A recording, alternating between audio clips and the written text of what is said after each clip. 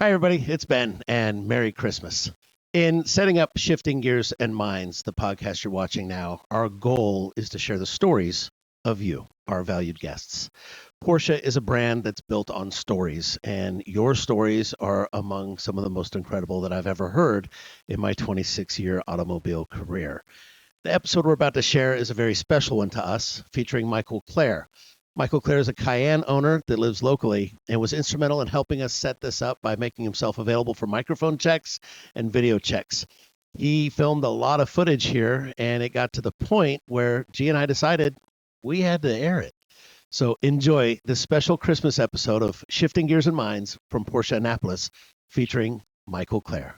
Happy holidays, and we'll see you again next week. And we're live. We're live and nationwide. Hi, Ben.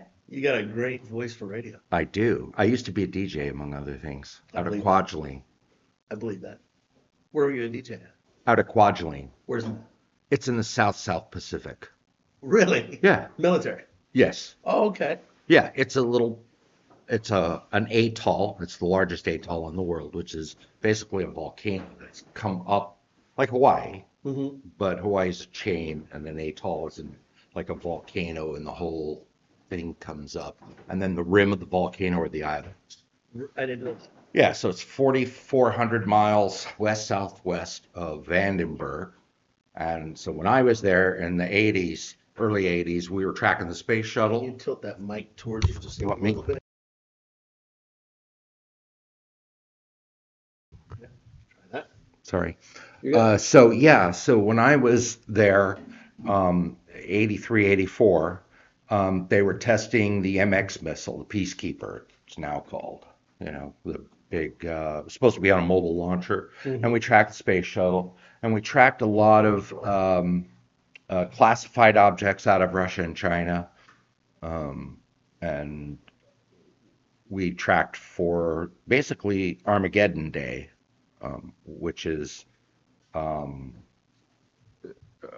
new foreign launch coming out of the base. I can't say the bases, Right. but Either one of the countries. either one of the countries. Or What years others. was this?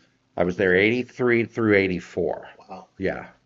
So when I was there, the KAL shoot down happened. Remember that? No. Refresh. That was the 747, the Korean Airlines Yes. 747, and it incurged into Russia Yes, they over Vladivostok, and they shot it down. So yeah, that was on my watch.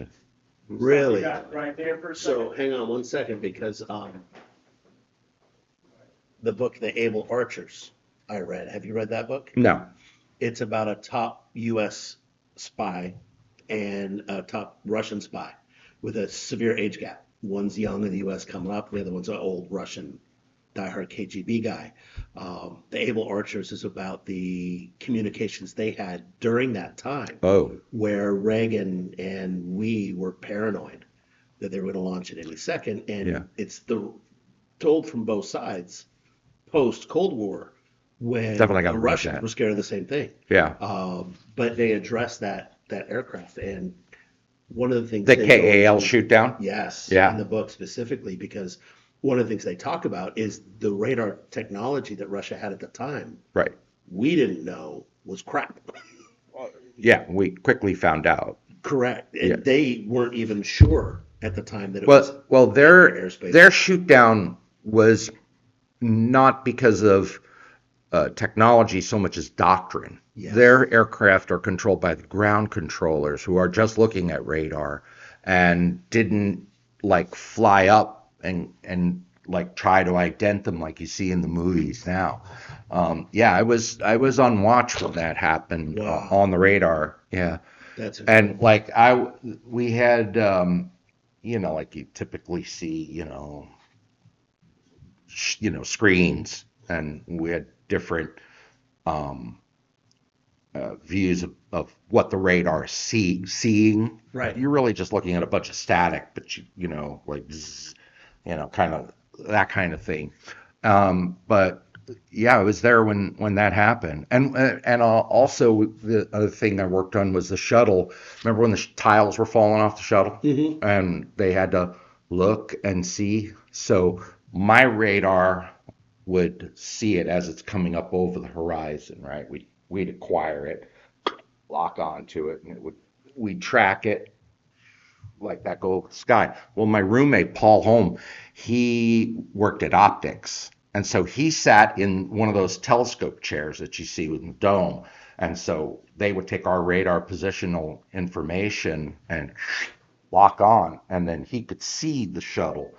And then they'd rotate the shuttle around in all aspects, and they'd be filming it the whole pass. Wow. Yeah, we did. Yeah, that was fun. That is so cool. Yeah, we did the Challenger, and I think we did Atlantis. Maybe could look that up. But Technical difficulties, working out the kinks. So we were talking about the wild wide body. oh yeah. Hey, G, can you pull up the Miami Vice car, this Mercedes? Because Miami Vice was so cool back in the day. SEC wide body. So it's funny because the wide body, that's a trip. I have a friend of mine, Henrik, who's actually in the movie business, and he built up a wide body kit. We found parts for him, and he's the only one, I think. Maybe there's two of them I know that are like true wide bodies, that are like all AMG sourced parts, all the serial numbers. I have a book at home of all the AMG serial. It's the master catalog. Okay. Yeah, it was hard to get. I bet. And yeah, there you go. There it is. Wow, What a cool car. Wow, look at the price on that. Okay. Whoa. Yeah. And not sold. So okay, so 6 liter, $50,000 to $850,000. Yeah, that's a 6 liter. So it's an M117/9. So it was bored out. Yeah. Okay, so yeah, that's what mine was. Mine was an M117. It wasn't bored out, but it was. I did have cams on it and a bunch of other stuff. Do you wish you hadn't sold it now, Michael? You could probably find my car out there on I've seen it many times. I know it's on Ben's World a bunch of times. What a beautiful car. Just put in 560 SEC AMG M Clare. And I bet you'll find mine. Because there's so many people that when I was building the car, I did it on Ben's World, and everybody followed it. It's one, there's over like 100,000 replies. What'd you do with it? I sold it to move here. Yeah. From California. Yeah. Here, let me see those, and I'll tell you if mine's up.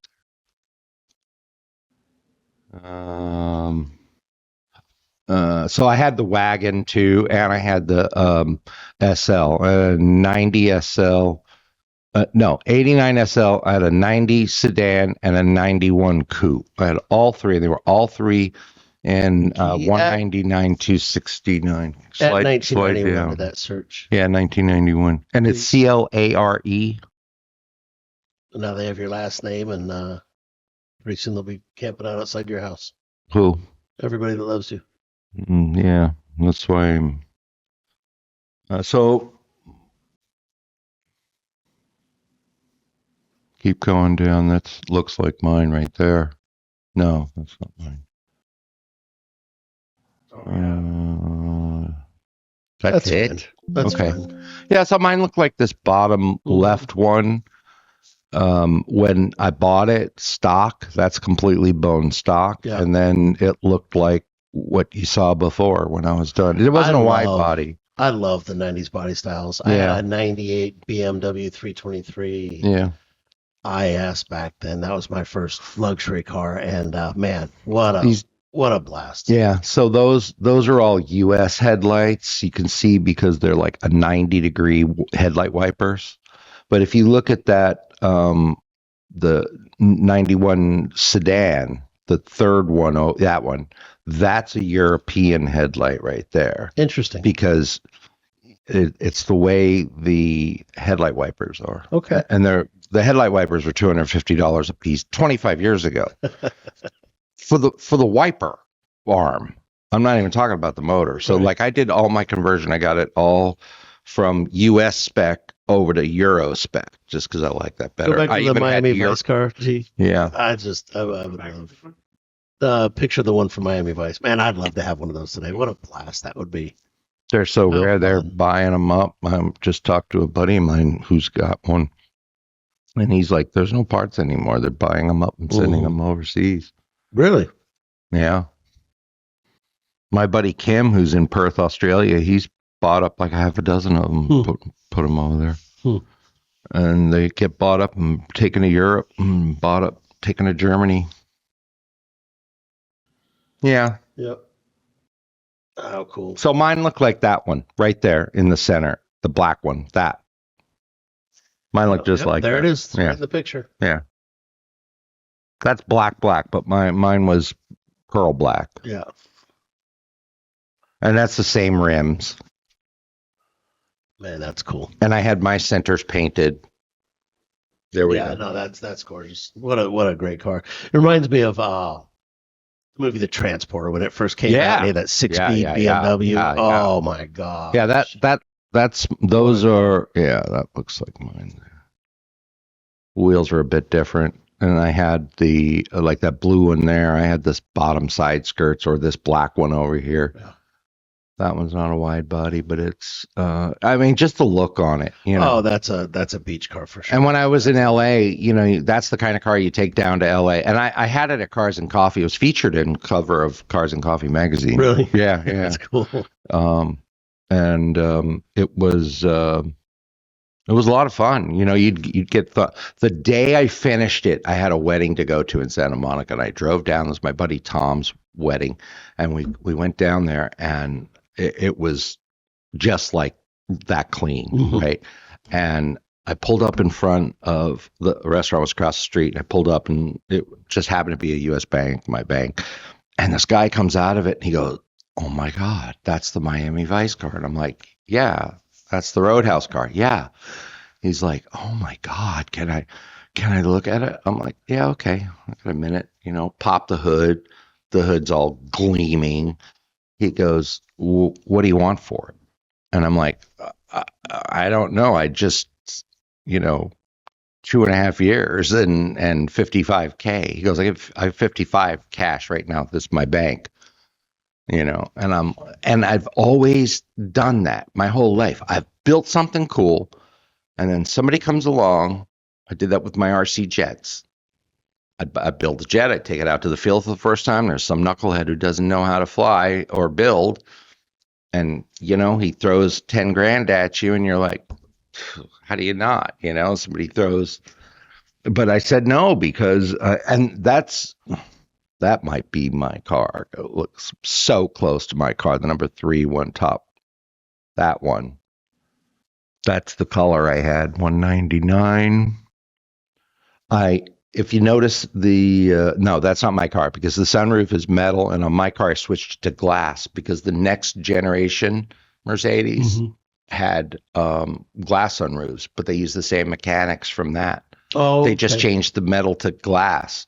So you could go to the junkyard, pull out a capsule from and then retrofit them in here. I did a whole post on it. But see how the turn signals are clear? That's what I did. And then you could see how the wipers are like this, not that ugly 90 degree. And the lights are glass, not plastic, and that was my car. And I had a Euro plate made in Germany with my California plate name, and which was AMG Coupe, COUP. Nice. And how fun. Yeah, that's not my car, but yeah. What a cool car. I sold it to move here. And here you are. My trip, yeah. Here you are. Yeah. I'm like, I can buy it on the Mercedes, build it on the Mercedes. And then I bought the CL55 550 Coupe. Yeah. How long did you have that? Man, that 3 years, and then a tree fell on it. You just kept it in stock? Yeah. Yeah. 500 horsepower stock. Yeah. That was plenty for me. I don't want to get too stupid. I was gonna buy a CL65. He had it sitting right there, and he's like, "Have you ever driven anything 700 plus horsepower?" And I'm like, once, twice, maybe. He goes, yeah, you'll be in jail. I'm not going to sell you this car. He goes, I'm going to sell you this CL 550 stock. You do that for 6 months and then come back. And You I'm can like, handle it. yeah. And like many road races, all the way up to 55 miles an hour, 65 miles an hour. Yeah. That's hilarious. So anyway, this is the 88 turbo, and I have to fix this. Yeah, because you're back working on models again. Yeah. Good. So this one's got a silver base coat. I just like to give it a light color so I can sand out all the imperfections. And then this is gonna be an RWB in purple because Miriam likes purple. So we're gonna do like a candy coated purple. So I'm gonna shoot a layer of silver coat and then shoot a layer of gold and then shoot the pearl purple on top of it and then mist it with a little more gold. And then I'm going to drill holes because he always bolts his things on, like that. So that's how that's going to be. That is cool. And then that is super cool. This is a 85 coupe. Where do you buy your models from? I go here locally to Star Hobby. Okay. Can I plug them? Yeah, shout out Star Hobby. Star Hobby, man. Don and Dan, father, son, father. I love and the grandson is there. And the granddaughter is currently like over in England in college. But it's a whole family thing. Star Hobby. Star Hobby is great. And they have lots of trains. They have more trains, I think, than anything else. But I'm going to go after here. Yeah. And then this is going to be an orange Targa, which will go in your lineup because I know that's your favorite color. I got a couple from you already. You do. Yeah. But this one's going to be orange with the black Targa bar and black accents, black door handles, black trim. That's going to look great. And then I'm thinking maybe a black interior. Yeah. Just to tone down the orange a little. Yeah, you don't want to be too flashy, Right. With maybe some inset tan, orange insets on the seats. Yeah. So that's that one. This one's teal blue. And I think I just put that down as a base. It's to me a teal blue paint. But I think it's going to go like to either Malibu blue or shark blue, maybe. One of the Porsche colors. Yeah, and you make these with the actual factory paint too. I do, yeah. This one here is lava orange, Porsche lava orange. That's what it is now. That is Porsche orange, and that's just a first base coat. Yeah. Okay, so it's been primered, and then coat's got a lot of red in it. It's got a lot of red in it. Yeah, I told Alexis that I'm like. It should be called lava red, not lava I like orange. I like orange. Yeah, like that's that orange. Yep. This is. I mean, he just can't say no. He likes it. No, right? He'll be fine. That's a 918 Spider, obviously. I think he just got certified on that, didn't he? Yes. He kept back for training. And next week we actually have at Porsche Annapolis 2 technicians sitting for their gold test. We'll have 7 gold certified technicians. Great. How do you get to be a technician at Porsche? Well, there's a lot of different ways. The first thing you have to do is apply. Right. Experience is great. It's not necessary. This day and age, we've gone to an apprentice program. Oh, good. So I have a young man in our shop right now that's been with us almost 2 years. And he started at an hourly rate and was the apprentice in the shop. So great for the guys to have a hand, and then great for him to be around gold technicians, just the best in the industry every day. And, he's been at that diligently for almost 2 years, and we've just replaced his position with somebody else.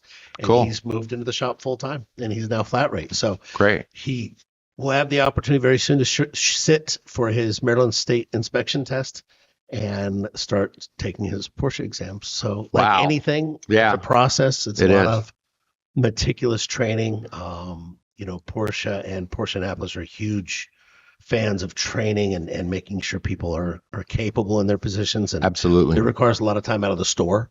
Right. I come back from California last week. I had another one from Atlanta the week before that. So Well, it's the same thing in the military. We are always going for additional training and Yes. testing and things like that. And you might not always be in the hangar on the jet or whatever you're working, helo, whatever you're working on. But yeah, training is mandatory around that kind of, things with explosive, stuff that goes boom, Right. let alone, I mean, there's a lot of things that can go boom in a car or crash or whatever, Well, with batteries now, there's even more. Right, so right. The legality and safety things we have to put into battery operated vehicles and battery electric vehicles is just unprecedented. Yeah, I don't want to talk about batteries in Porsches right now. Little bad taste there still. What's the hey G, pull up the new e-turbo, the e-hybrid 911. It took something ridiculous off the Nuremberg top time. A minute, wasn't it? It was like, it's 1,100 horsepower, isn't it? It's stupid. I don't want to say anything on you put me on a microphone, my mouth will just run. I'll say a bunch of dumb stuff and I'll end up in the comment section. I don't want that. I think it took 18 seconds off. Wow.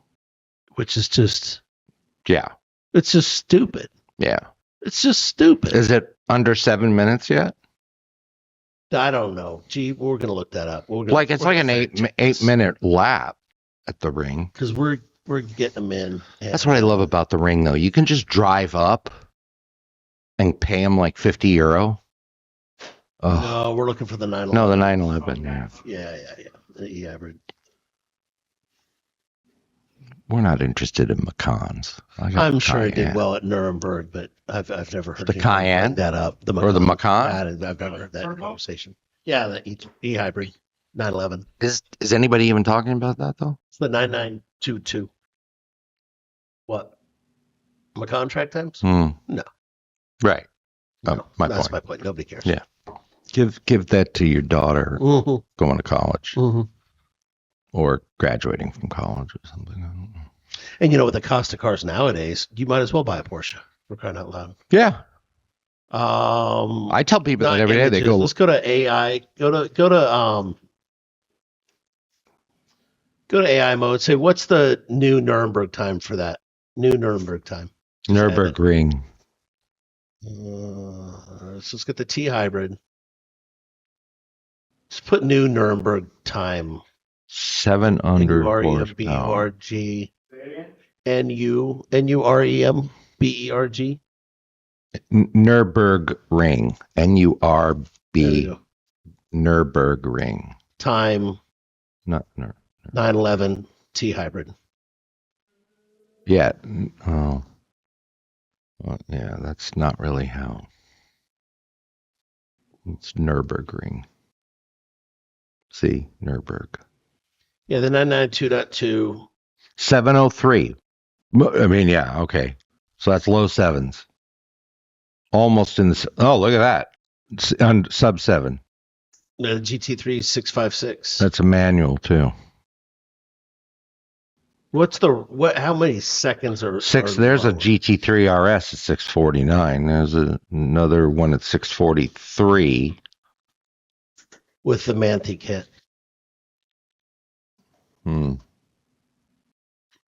Wait, there it is. Isn't that it on the right? New 911 Turbo S. Yes. Nürburgring. Top one. September 25. Yeah. There we go. Oh, Facebook. Goody. 703. I don't know. It's like 16 seconds or something. It's just crazy.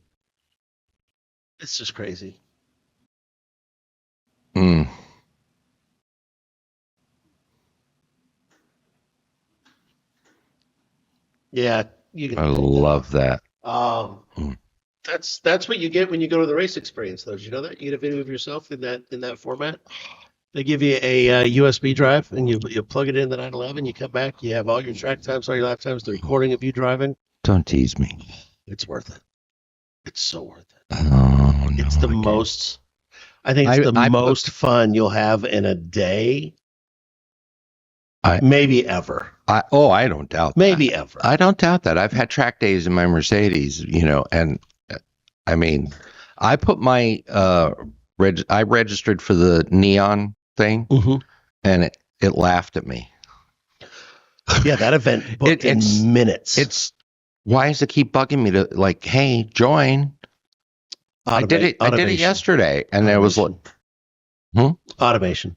Yeah, right. But it should know. I mean, I'm a programmer. I think I would have put a trap in there. We have 60 tickets, and yes, you would have.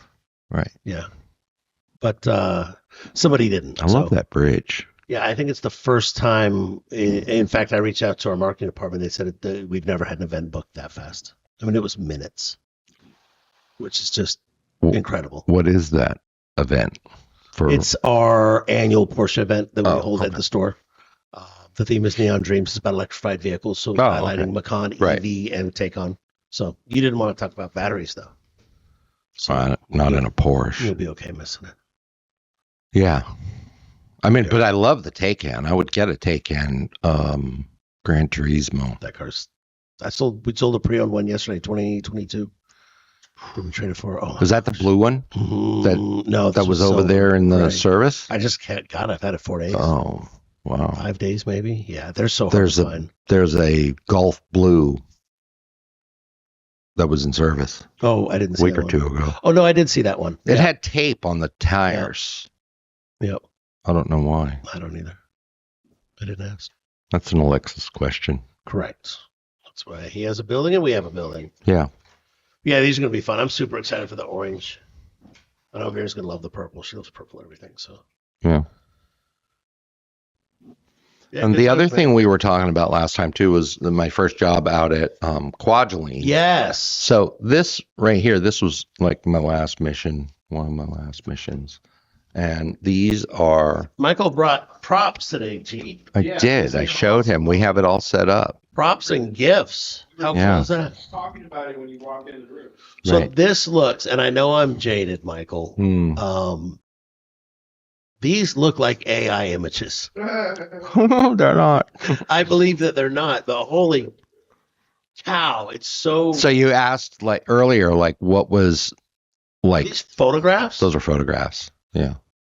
Can you see those? Yes. And I'd like to say they were time lapse, but the time lapse might have been a half a second or something. What did you say earlier, Mike? You said...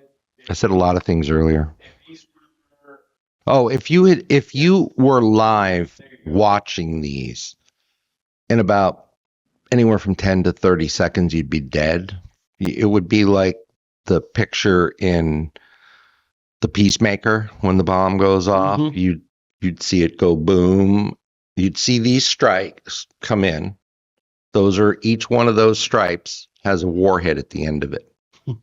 At each one of those streaks. Or it could. Some of them were dummies. They didn't all have to. Right.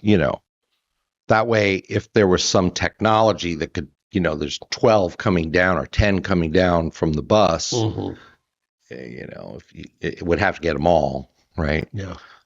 Now I think they're all warheaded, But that's what you would see. So when they would launch the MX, these are both MX missiles, Peacekeepers. Okay. Coincidentally enough, that's what they named them. But they would fire them out of Vandenberg, and then they would cross Hawaii at Apogee, highest point, right? Mm-hmm. And so Hawaii is tracking them, and they're looking straight up. We're looking like this as it comes up over. Here's the horizon of the planet, right? And we're watching it come like this, and then it's coming at us, and it lands in our lagoon. That's what an atoll is. Mm-hmm. There's a volcano that has come up, and the cone of the volcano, that's our lagoon. Okay. So they would launch these. And Kwajalein is the world's largest atoll. If you could pull a picture up from Kwajalein, Kwajalein. So that's what would that be an ICBM? That's an ICBM. So that's what an intercontinental ballistic missile is. Looks like on approach. Kwajalein what? Kwajalein Atoll, Atoll. That is terrifying. Yeah. This one here is just, Is that the burst one? Where it goes like this? Yeah. That's horrifying. Yeah. And each one of those can be a city. into burst mode like that. Yeah, there. Okay, so that's Oh wow, that's huge. part of it. There, that's the bottom part. Okay, so top left right there. That's the whole atoll. Mhm. Boom. Now, bottom right, that little island. Don't click on anything. Just put the arrow where the bottom right there. That's the main island of Kwajalein, 2-mile runway. Up at the top, up at the very top where the peak is, that's Roy Namor. That's where the tracking radars are. Mhm. You can see them right there. Right there, where where the mouse is. That's the radars. The one that's like 650 feet high, you said? 150, 160 something. Oh, okay. Okay. Actually, I forgot to bring that picture. I have that picture for you. You know the one where I'm standing in front of it? Yeah. It's in one of these. I forgot you it. showed me But that. the radars are up there at the top, okay? Because that base, there's only bachelors up there. The families and everything are down. All the utilities are down at Kwajalein. And then there you can see the Air Force C-141, C-5s, they all land in there. Uh-huh. Now see that island right up, there, that's called Mech. Or it might have been a little bit up, but the island's only 600 feet long and the runway's 500. I think it's that little one all by itself there. But I know that we always used to have to land there, and we were in those de Havilland C7s or C9 Goonie birds from Vietnam with bullet holes pasted over, and oh boy, that was a flight, and it's 500 feet long, and yes, they have had them go in. But we would take the Goonie birds up to our island, and all the married guys would come up. And you can see the channel passages there at the top. Right. No, keep going up. There. See the channel passages? And then there's another one. Okay, so stay there. Now, you see how there's a chain of islands coming down like this? Mm-hmm. So the fourth one down was called Ebi, and the natives that worked on our island lived there. And there was this guy who, Herbie, and he worked for Sylvania. He was there for decades, and he had a whole family set up on e-bike, and he used to walk through. Okay, so if you could see from island to island, there's like a little wash there. That's the reef. That's the coral reef. See the coral reef on the other side over there, and then you can see some deep water channels where ships can passage, right? And so he would walk that at night.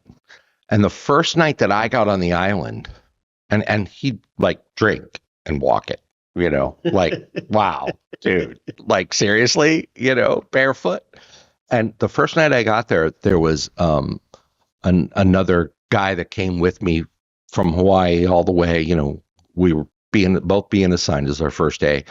And he walked out on the ocean side right there at the very, very top. And that was never seen again. Yeah. Dumbass. So the guy that lived there would walk. He would walk from the across base on the north part all Yes. the way down. Yeah. And he'd swim across those channels. Not swim, walk. He knew when low tide was. Oh. So he'd wait for low tide and then walk across the drunk reef. and barefoot. Yeah. I love that. Or sandals. I loved her. So we talked about coconut crabs. Herbie took me coconut crab hunting. Uh-huh. Right before I rotated back. And here is a coconut crab. Oh, look at this segue, G. Yeah. What? Yeah, that is a garbage can. That's a garbage can. Yeah. I took that picture out of Kwaj. That picture's, you can find it on. I've never heard of this. A coconut crab? Yeah, no, never. Yeah. So coconut crabs get their name because they eat coconuts, and what they do is they climb. They'll be like. Can you find a video of a coconut crab eating a coconut? I have to see this now. This is just insane. It's insane. So what they do is. This is almost more impressive than the ICBMs on approach. This is terrifying. Yeah. Because that will kill you too. I have no doubt. So a couple of months before I'm ready to rotate, I talked to Herbie because Herbie's the guy, right? He's the guy. You walking across the reef at night. You're the guy. You're the guy, man. Barefoot, drunk. In sandals. So there's a coconut crab.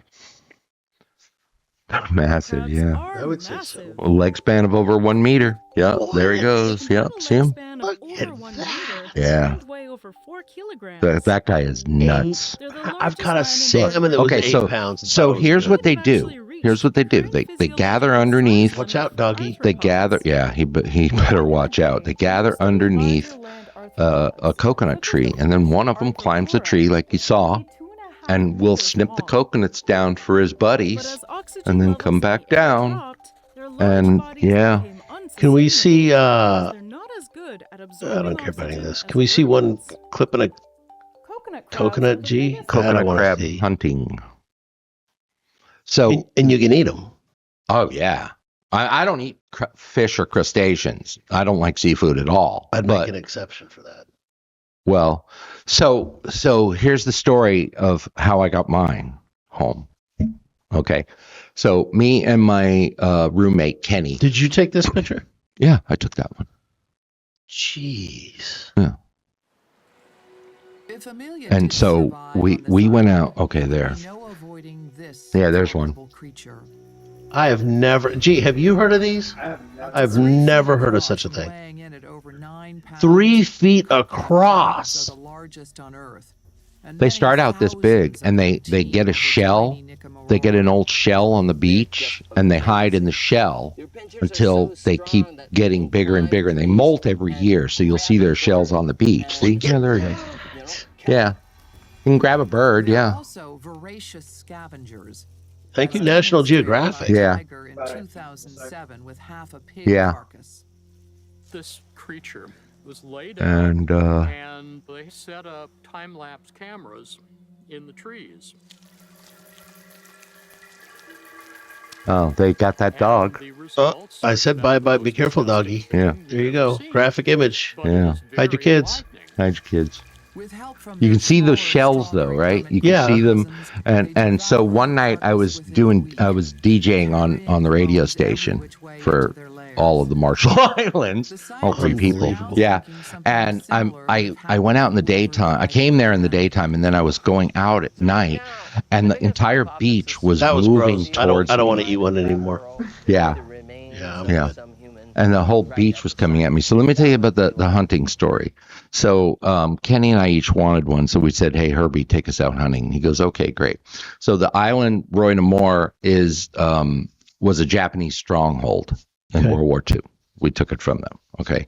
And so there was a Japanese hospital, underground hospital that was in concrete. And it was basically one center cathedral with, T's Mm-hmm. coming out, and so it's pitch black, new moon probably, and the only way to get around on the island is either walk or bicycles, and we all had bicycles. So, and Herbie had a family on e-bike, but he also had a room with us in the barracks because he was an Sylvania employee, right?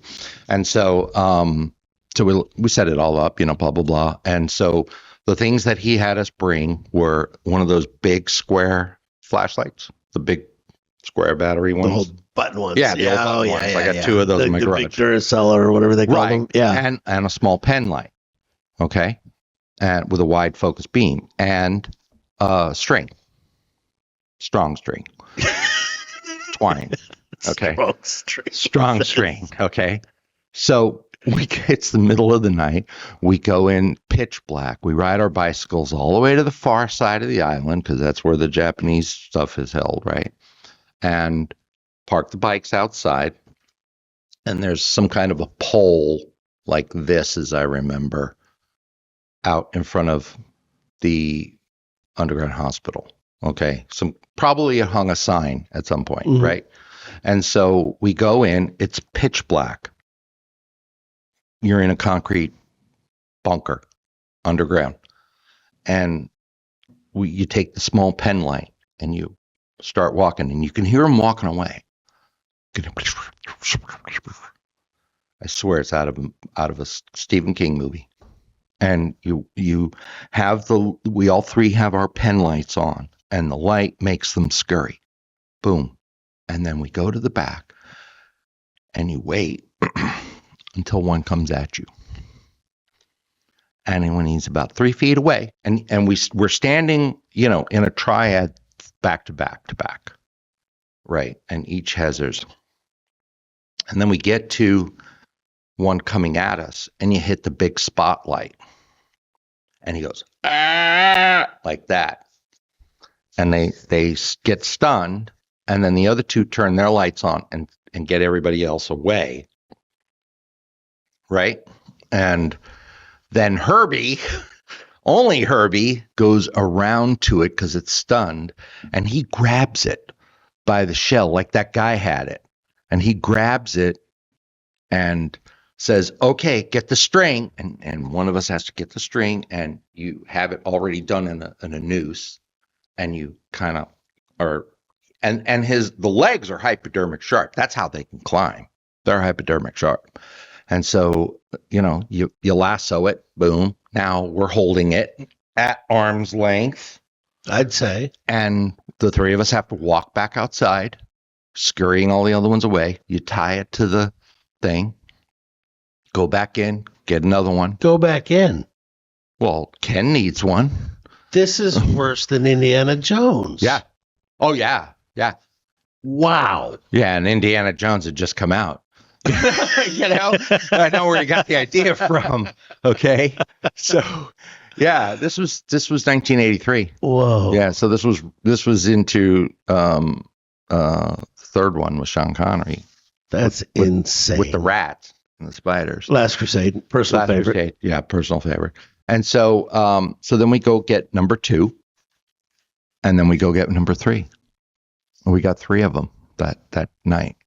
And the 3 of us are riding our bicycles, holding a coconut crab. These were good size. These were like this. So you're in a cave at night. No, we're in a bunker.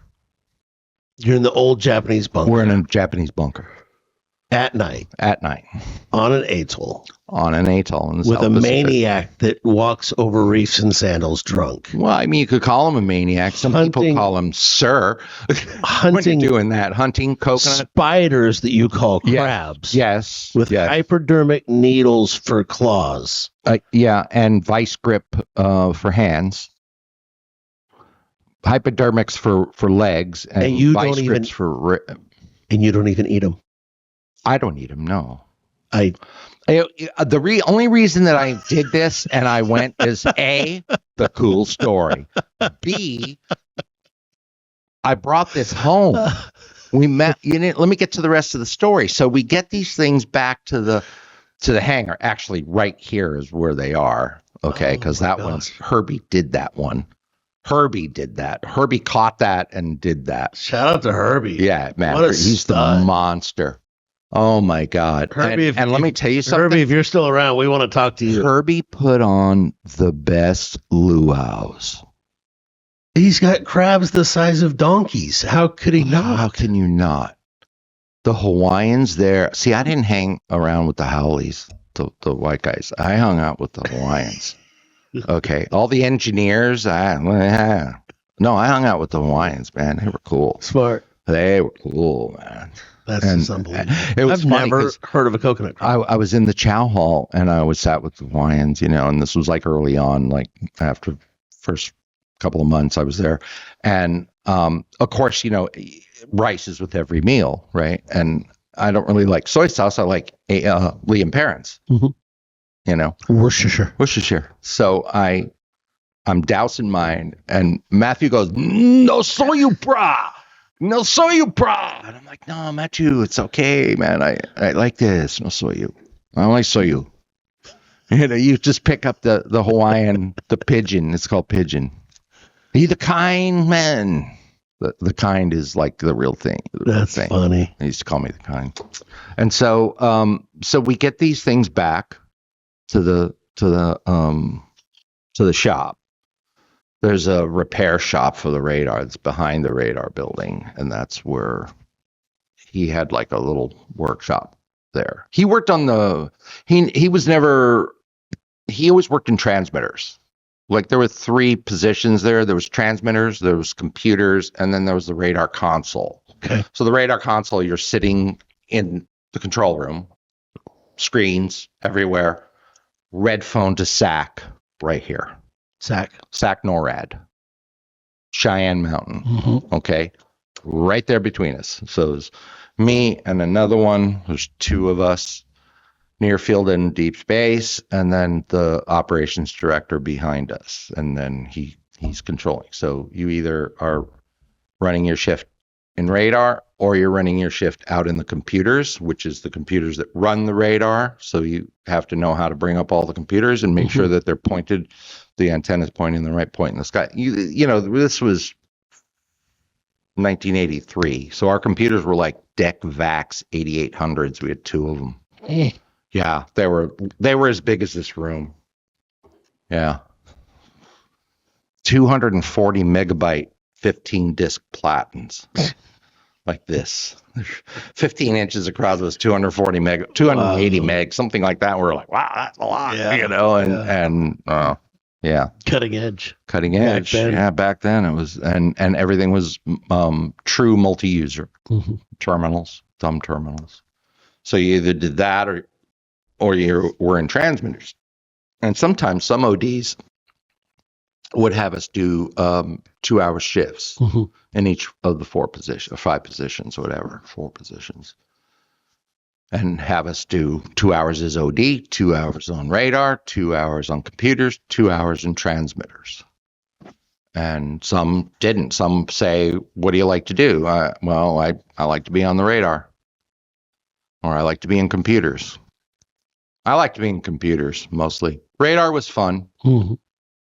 Yeah, you see a lot of, back then, it would say like Apollo 8, second stage. You know, and here's this huge, you know, RCS of 50 or something huge, 50 square meters going. Oh, yeah. Smooth this anyway a little bit. Yeah. A little comfortable. So, that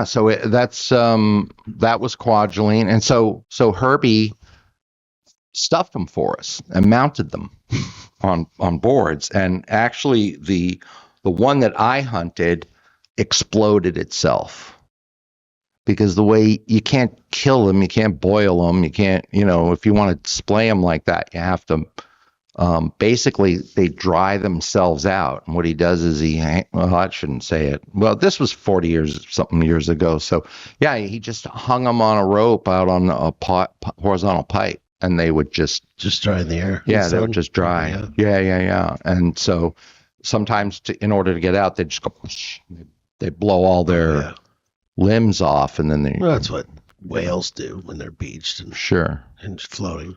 So he gave me so he went out and got a new one for me, same size, you know, and so we boxed it up and I took it home, and it made the trip back home. And so I had it in the house, and it was in attack pose like this, right, with the claws up and everything. And my daughter Erin, who's I want to say 46 now, was like 3 or 4. I think she was 4. And she looked at that. She was terrified of it. I'm sure. I'm terrified of it. And she just didn't, you know, but she would always play ball in the house. And I'd always, Aaron, don't play ball in the house. Aaron, don't play ball. You're playing ball in the house, you're going to break something, right? And of course, that ball went flying and hit the crab, and it exploded as if it were back in Kwaj. Hey, Aaron, we're on to you if you see this. We all know you did it on purpose. No, she knows. Yeah, she knows. Yeah, she knows. That was I say that to her all the time. Good job, Aaron. Yeah. I've been scared too. Sure. Well done. Yeah. So that was my, you know, occasions with a coconut crab, you know. Yeah. They don't get that big on our island because there's too many people hunting them for food, you know. Like on our island, it's easy. You just go and you grab one out of the bunker. Out of the bunker. Out of the World War II Japanese bunker. You don't have to wait to the bunker. You can, if you're brave, you wait until they're hunting, like we saw in the video. And there'll be like 20 or 30 of them under a coconut tree, and there'll be 1 or 2 up in the tree cutting them off for them. Yeah, that's just, that's a lot for one day. That's amazing. I've never heard of that. Remember the movie with Tom Hanks where he's out on the island? Castaway. Castaway? Remember when he's going crazy because he hears the thuds? Yes. That's what that is. Really? They never said it. But as soon as I heard the thud, I'm like, coconut crab. You should go eat the coconut crabs. Wow. But then he starts hunting the crabs and he's sick of crabs. Yeah. Because he realizes them. But they never made it clear. But as soon as the coconut dropped and it kept dropping, I'm like, that's coconut crabs. That's so funny. Yeah. That's They something would you're put that only in that gonna movie. That's something you're only gonna see if you're out there. And that's about the area where he was. It's amazing they put that in that movie and didn't even explain it. Yes. Because that's not like Randall Wallace. Yeah. who directed That's it. rare That is rare. for them to do something like that for the Yeah, that's because the everything in a definition. movie. That's the definition of if you know, you know. Right. Because Right. I would never have known that. Right. Like now I said, you're going that to I go was just- back and you're going to watch that scene again. Oh, I'm going to go in a rabbit hole of coconut crabs tonight. I'm going to have nightmares. Holy cow. I'm going to share with my wife. Babe, you're not going to believe this. I saw the scariest thing ever in my life today. It's a crab that can eat you. the size of a chair. Yeah. Unbelievable. You saw that guy holding it. It was like he was holding a baby tiger. Well, I'm from the Pacific Northwest. I thought king crabs were as good as it got. No.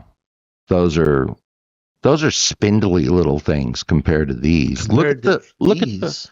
Looks like something out of The Hobbit. or Hagrid, Harry Potter. It's terrifying. All I can keep thinking of is the scene where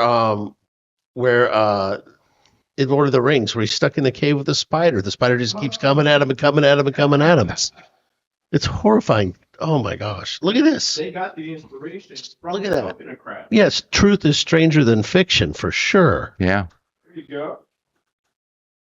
That thing- It's like if I told you that, if I had just told you the coconut crab story, you'd go, yeah, sure. 3 feet across, sure. The video doesn't do it justice. The video doesn't really.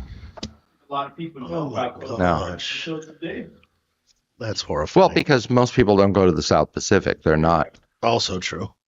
like, Oh, geez. Michael, what else you got? Where are we Okay. going? Take us on an adventure. okay. So this is the aircraft I was on when I was in the Navy. That's the Goonie bird or something. No, that's an S3 Viking. It's an anti-submarine hunter. They can carry torpedoes, mines, bombs, all sorts of things. That's the same one. Yeah. hmm Very cool. I think I took this one on the hangar, on the ramp. How neat is that? Yeah. So what's special about that one?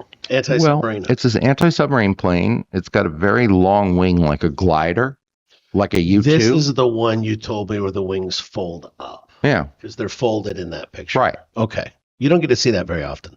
No. See if you can pull Osprey, Osprey wing I'm very fold, familiar with those. My father used to talk about those a lot. So this is a or jet S3 engine. It's not a S3 turboprop. It's a jet engine. So No, put up S3 Viking wing folding.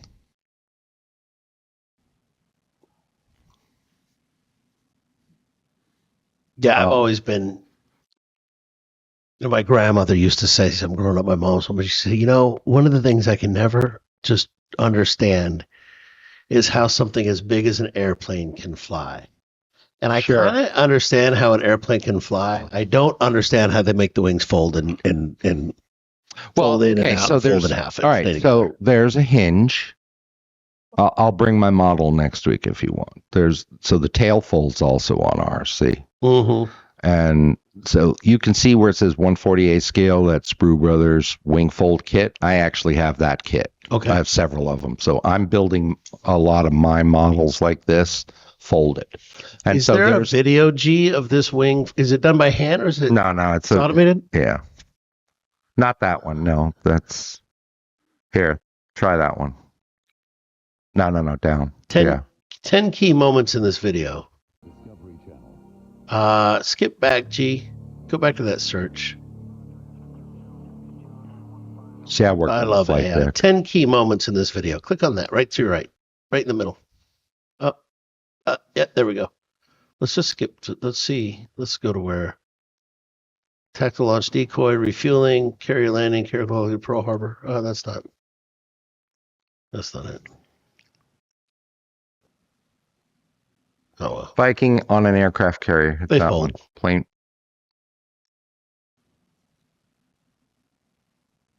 How to fold a wing. There you go. Oh, no, that's that's Viking. Try that. Oh, it's not. No, If it's you've not. ever That's thought a about sister or taking- something. So we just take Yeah, this no, corner that's not thing it. out. Okay, All right, so in any folding event, wings. Folding folding tails. wings. There are wing folding. Yeah, wing folding. Folding wings. Yeah. So but okay. So they have a hinge Mm-hmm. at the top of the wing root. You can take that down, G. If you find it and it's like concise and easy, I'd like to see You it. see but, how there's? I almost went like this. Okay. If you see where the two wings come together, you see that white. That's a hinge. Yes. You see the vertical things. Mm-hmm. Those are arms that will pull Sure. the wing over. Sure. Okay. So that's what happens.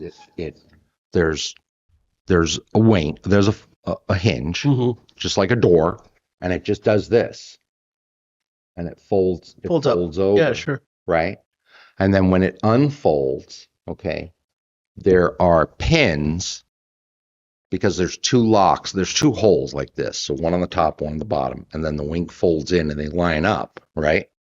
And then big 1-inch pins ram home and hold the wing in place. I'll put And- that up front so I stop looking at it. And then on the front of the wing, there's like a little flag that's red.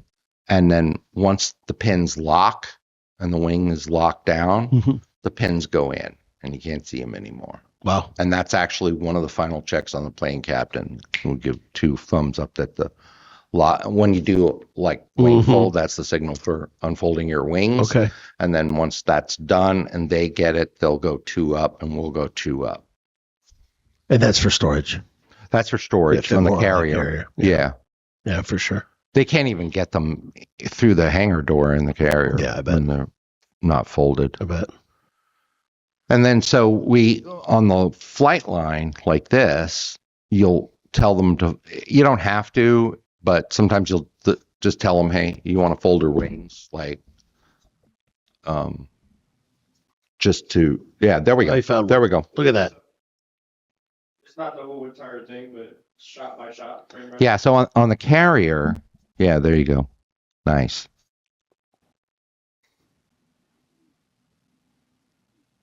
You can see the yellow shirt gave it to. Yeah, what neat technology. Yeah, so the you can see that they're actually moving up to the cat while they're opening the wings and or tail. And You see my YouTube algorithm when I'm not at work. Will go straight to the peaceful lake house with the fireplace and Yeah. the smooth jazz, just the full decompress after you flop. mode. Yeah, you can kind of 100%. see There it is. here That's my jam. Desert Storm War Hoovers. Yeah. My goodness. It would have been a better. It's such a good platform, and the Navy just got rid of everything that wasn't Boeing, wasn't F-18s. Really? Yeah. Well. Well, and when you think about it, it's the complexities of logistics Mhm. and economies of scale. It makes sense, but from a money standpoint, right? If you've got 5 squadrons with all the same engine, right? You're ordering more parts of the same one, Right.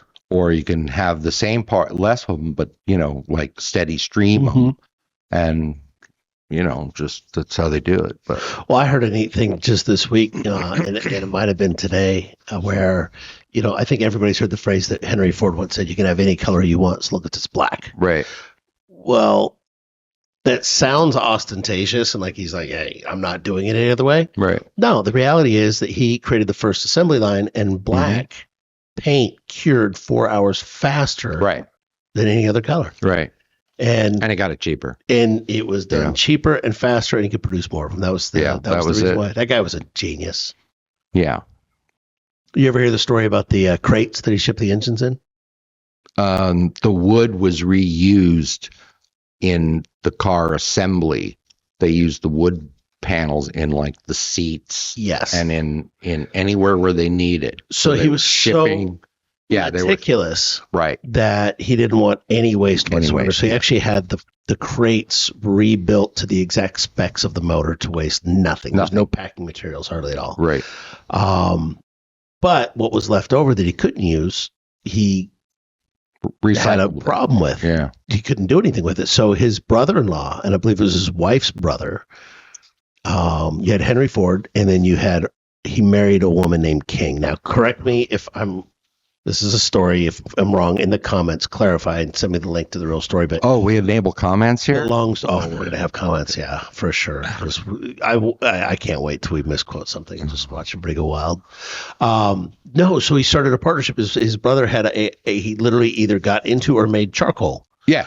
So King, for charcoal. So That's how King's for Henry charcoal. Ford and Yeah. King partnered with the extra waste from wood to make Right. charcoal To briquettes. make charcoal briquettes. And that's where we have King's Ford charcoal to this day. Yeah. Just one of those funny things.